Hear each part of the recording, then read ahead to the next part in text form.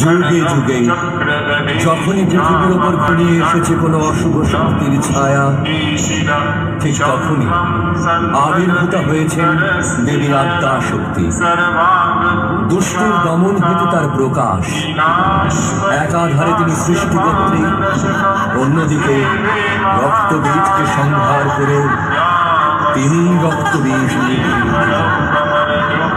আদ্যা শক্তির এই রূপ দেবী কালরাত্রি।